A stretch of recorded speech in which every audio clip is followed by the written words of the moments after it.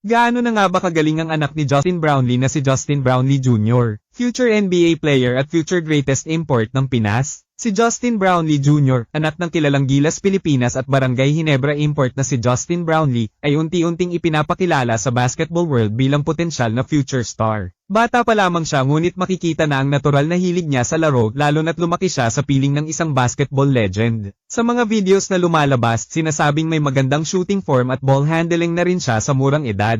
Isa rin siyang batang masigasig sa training lalo na kapag kasama ang ama sa mga drills. Sa kabila ng murang edad, nabubuo na ang kanyang basketball IQ, bagay na bihira sa mga batang kasing edad niya. Ang inspirasyon at gabay ng kanyang ama ay malaking tulong sa kanyang maagang pagdevelop. Hindi maikakailang marami na agad ang umaasang masundan niya ang yapak ng kanyang ama sa basketball, lalo na sa Pilipinas kung saan hinahangaan si Justin Brownlee Sr. Sa mga tagahanga ng PBA at Gilas Pilipinas, natural lang na makakita ng pag-asa sa isang batang may dugong Brownlee. Bagamat wala pa siyang opisyal na exposure sa mga youth leagues, ang disiplina at dedikasyong nakikita sa kanya ay sapat ng indikasyon ng potensyal. Marami ang nagsasabing kung magpapatuloy ang kanyang training, maaari siyang maging top prospect sa high school at college sa hinaharap. Posibleng mag-training siya sa US o maging bahagi ng mga elite basketball camps sa Amerika. Kapag nabigyan ng tamang sistema, coaching, at exposure, hindi malayong maging top-level player siya. Sa posibilidad ng pagiging future NBA player, kailangan niyang pagdaanan ng masalimuot ngunit rewarding na proseso ng American basketball system.